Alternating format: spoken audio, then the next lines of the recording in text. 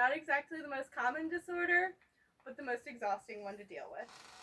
According to Stanford Medicine, the people who specialize in narcolepsy, about 1 in 2,000 people suffer from narcolepsy.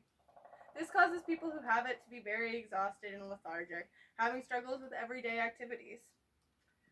I'm sure many people in the crowd are thinking right now, I'm exhausted. I've been in class all day. Well, there's a difference between being exhausted from normal activities and being exhausted as soon as you wake up in the morning. We're going to talk about just a few of the side effects that come with having narcolepsy, including excessive daytime sleepiness, cataplexy, sleep paralysis, and hallucinations. To begin with, we're going to talk about excessive daytime sleepiness.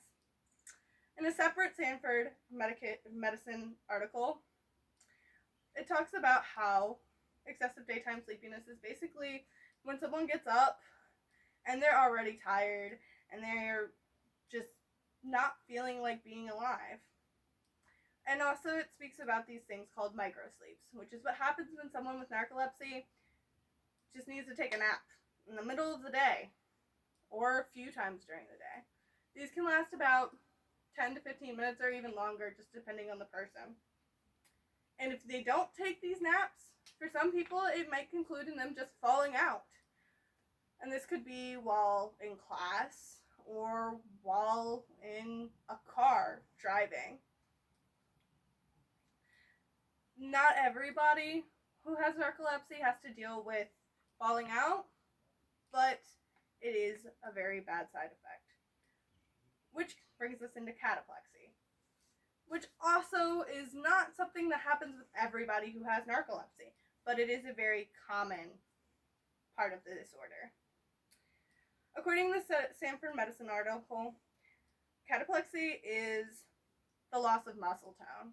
So basically, while you're, brushing your hair, normal day activity, or lifting weights, depending on who you are, you'll suddenly feel very tired, like you can't keep on going and you can't keep on moving, because all of a sudden your muscles will just get really, really achy.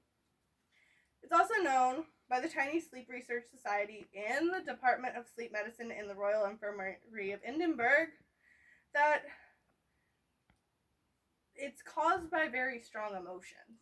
So if you're angry or you're in a fight, or if you're very happy or excited, you'll suddenly start to feel very tired because you're using a lot of muscles. So that leads to cataplexy. It's also known by the same two articles I was just speaking about that about 25 to 50 out of every 100 people who have narcolepsy suffer from cataplexy. Next, we move on to sleep paralysis. Stanford Medicine group describes this as the inability to move while falling asleep or waking up. So you can be in bed, getting ready to fall asleep, almost about to fall asleep, and suddenly you feel the need to go pee.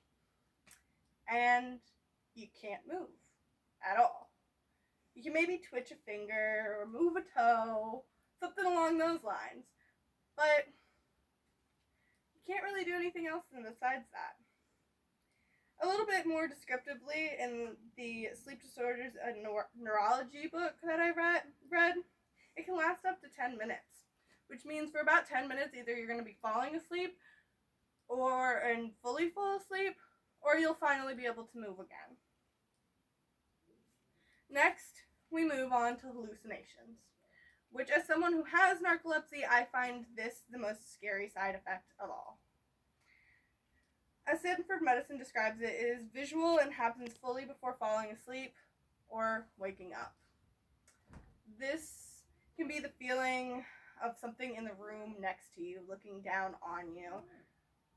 And as Sleep and Biological Rhythms describes it, it can be people without heads that you see, or with a mangled body, or with an animal's head. This doesn't always happen though. More commonly for myself, I find it to happen with just something moving in the corner of the room.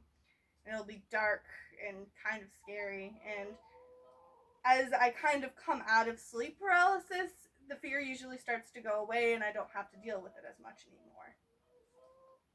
In conclusion, narcolepsy, for those of us who suffer with it, there's a good number of issues that come with having it, including excessive daytime sleepiness, cataplexy, sleep paralysis, and wild hallucinations. Now imagine, every night before you go to bed, you have to deal with all these issues that I just described. Would you want to go to sleep? I know that I struggle with it, and I want to go to sleep, but I don't enjoy the process of falling asleep.